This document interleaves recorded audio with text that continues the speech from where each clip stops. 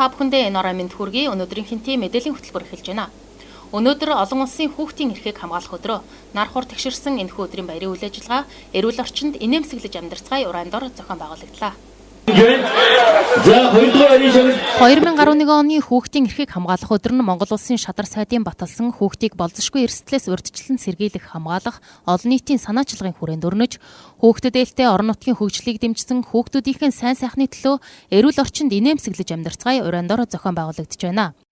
Энэ оны хүүхдийн баяраас эхлэн хүүхдийн эрхийн тухай олон нийтийн ойлголт хандлагыг нэмэгдүүлэх, хүүхэд өсвөр үеийнхэнд эрх үүргийг нь мэдүүлэн таниулах, үлгэр дуурайл үзүүлэхэд чиглэсэн хүүхдийн эрхийн баатар Сосо Бөмбөлөө нарыг амьлуулан танилцуулж байгаагаараа онцлог юм а. Улс орон даяар 11 цагт хүүхдүүддээ баяр хүргэн хүндэтгэлийн дуут тохиогоор эхэлсэн нээлтийн үйл ажиллагаа цаг агаарын байдлаас шалтгаалan манай аймагт 13 цагт эхэлсэн юм а.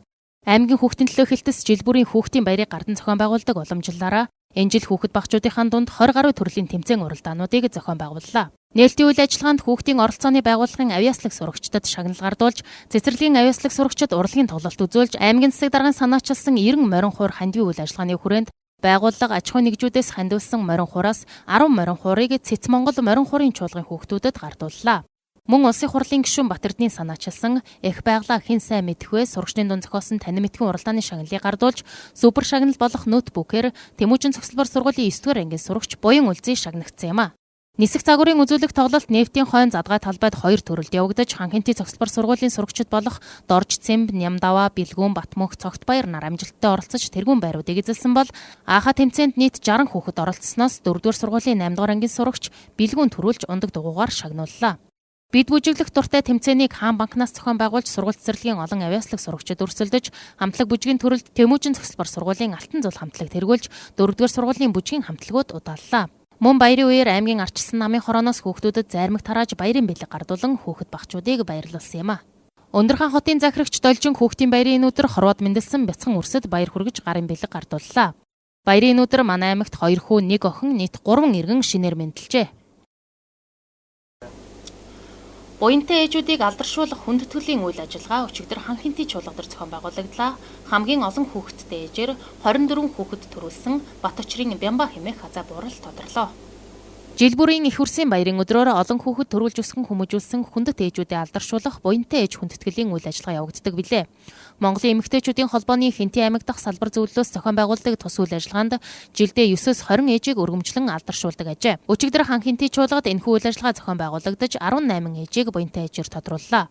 Батнаруу сумаас 4, Норлон сумаас 2, Мөрөн, Баян мөнх, Баян адраг, Баян овоо сумдаас тус 1 ээжүүд буянтай ээжээр тодорсон бол Хэрлэн сумаас 8 ээж энэхүү хүндэт алдрыг хүртлээ. Хамгийн өндөр настай буянтай ээжээр Мөрөн сумын харьяат 78 настай Лослын Шагдар тодорсон бол хамгийн залуу буянтай ээжээр Хэрлэн сумын харьяат Баатрын Наран цэцэг тодорч хамгийн олон хүүхэд төрүүлсэн ээжээр 24 хүүхэд төрүүлж өнөөдөр 7 хүүхдийн ач буяныг үзэн суугаа өдгөө 70 настай Батөчрийн Бямба хэмээх буурал тодорлоо. Саран ээж нийгэмлэгийн буянтай ээж өргөмжлөлийг Хэрлэн сумын харьяат Норжмаа Ичин хорлоо нар хүртсэн юм а. Тус арга хэмжээний үеэр улс орондоо хийж бүтээсэн хөдөлмөр бүтээлийг нүүнэлж 7 ээжийг Монголын эмэгтэйчүүдийн холбооны дээд шагнал болох хүнд тэмдгээр шагнасан юм а. Төрүүлсэн үр хүүхдээ улс орны үнэт иргэн болгон өсгөж хүмүүжүүлсэн сүүн цагаан сэтгэлд буянтай ээжүүдийн хишиг буян дэлгэрэх болтугай.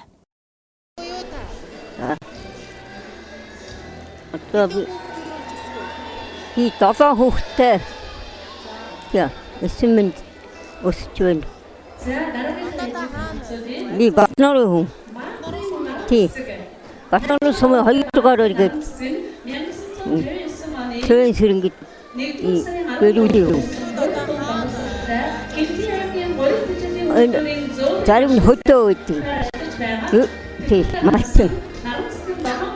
Би хөдөө үйдэг. Өөрөө. Жил бүрийн 5 дугаар сарын 31 дэлхийн нийтээр тамхины хорь уршигтай тэмцэх өдрөө. Монгол улс даяар энэхүү өдөр тамхины конвенцийг хэрэгжүүлцгээе уран дор жагсаал цуглаан бүхий арга хэмжээ зохион байгууллаа. Хэрлэн сумын засаг даргын тамгын газар, эрүүл мэндийн газар, дэлхийн зүүн олон улсын байгууллага, Биен тамир спортын газар хамтран Хэрлэн сумын аж ахуй нэгж байгууллагуудын дунд тамхины утаагүй агаараар амьсгалцгаая өдрөлгийг зохион байгууллаа. Өдрөлгийн арга хэмжээний хүрээнд энэ өдөр Өндөрхан хотын засаг даргын захирамжийн дагуу дэлгүүр үйлчилгээний газруудаар тамхи худалдаалахыг хоригдсан бол албан байгууллагууд албагаагчдын дунд нэгдсэн хөдөлгөөн жагсаалыг зохион байгуулж Байгууллагууд тамхины хор уршгийг таниулсан сурталчилгаа бүхий самбар хийж, жүжигчилсэн тоглолт үзүүлж, шүлэг зохион өрсөлдсөн юм а. Аймгийн нэгдсэн эмнэлгийн сувилахуун баг өрх хувийн хөвшлийн эмч сувилагч нар жагсаал цуглааны үеэр тамхинаас гарах аргаас иргэдэд таниулан, иргэдийн биеийн жин өндрийг үзэж, үн төлбөргүй эрүүл мэндийн зөвлөмж зөвлөгөөг өгч ажиллалаа. Энэхүү өдрийг угтаж эрүүл мэндийн газраас албан байгууллагуудын албан хаагчдын дунд тамхины хэрэглээний судалгаа явуулсан ба улмаар тамхинаас гарсан 30 албан хаагчийг өдрөлийн үеэр урамшуулсан юм а. Мөн албан хаагчид нь огт тамхи хэрэглэдэггүй 6 байгууллагыг тухайлбал аймгийн нийгмийн даатгалын хилтэс, стандартчлал хэмжилзийн төв, хэрлэн сумын 4-р цэцэрлэг зэрэг байгууллагуудад хүндэт батламж гардууллаа. Тамхины утаагүй агаараар амьсгалцгай өдрөлгийн үйл ажиллагааны нэгдсэн дүнгээр хэрлэн сумын тамгын газар 1-р байр, 2-р байранд хэрлэн 1-р сургууль, 3-р байранд 5-р цэцэрлэг орж тусгай байрыг цагдаагийн газрын хамт олон хүртлээ. 2011 оныг эрүүл мэндийн яамнаас нийгмийн эрүүл мэнд нийтийн биеийн тамирыг дэмжих жил болгон зарласантай холбогдуулан хувь хүн бүр эрүүл мэндэд анхаарч байгууллага бүр тамхигүй орчин бүрдүүлэхийг аймгийн эрүүл мэндийн газраас уриалсан юм а. Мөн энэ өдөр дэлгүүр үйлчилгээний газруудаар явж захирамжийн хэрэгжилтэнд хяналт тавилаа. 2010-2011 оны хичээлийн жил дуусч сурагчдын амралт эхэллээ. Бага ангийн сурагч өнгөрөгч 5 дугаар сарын 24-нд хичээлээ бүрэн хааж амарсан бол дунд болон ахлах ангийн сурагчдын амралт өчигдрөөс эхэллээ. Энэ хичээлийн жилд аймгийн хэмжээнд нийт 26 сургуульд 14281 суралцагч суралцаж, 9-р ангийг өдрийн сургалтаар 1550 хүүхэд төгсөж, албан бус дүйцсэн хөтөлбөрөөр 73 суралцагч төгслөө. 11-р ангийг өдрийн ангаар 747, ичнээ орон ангид 129 суралцагч суралцаж төгслөө. Энэ хичээлийн жилд анги дэвших шалгалтыг аймгийн боловсрол соёлын газраас зохион байгуулж авахар сайдын тушаал гарсан боловч цуцлагдаж, уламжлал ёсоор сургуулиудын захирлын тушаалаар томилогдсон комисс зохион байгууллаа. Бага ангийн хичээл 5 дугаар сарын 24-нд дуусч хаагдсан бол ахлах болон дунд ангиудын хувьд 5 дугаар сарын 17-ноос 27-нд шалгалтууд явагдаж өчигдөр албан ёсоор амарч байна. Төгсөх 9-р ангийн хувьд монгол хэл, математик, физик, хим гэсэн 4 хичээлээр усан шалгалт өгсөн бол 11-р ангийн хувьд монгол хэл, математикаас гадна өөрийн сонгосон нэг хичээлээр шалгалт өгч байгаа юм а. 11-р анги төгсөгчдийн хувьд бүрэн дунд боловсрлоо эзэмшиж төгсгөөс гадна ихтэй сургуульд элсэх том даваа байдаг.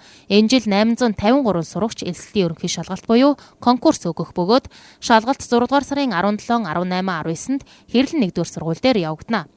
Бүрэн дунд боловсрлоо эзэмшиж төгссөн сурагчид төгсөлтийн баяр буюу хонхны баяраа энэ сарын 29-30-нд тэмдэглээ өнгөрүүллээ. Та бүхэнд өнөөдрийн хинтээ мэдээллийн хөтөлбөрөөр хүргэлээ. Анхаарал тавьсанд баярлалаа.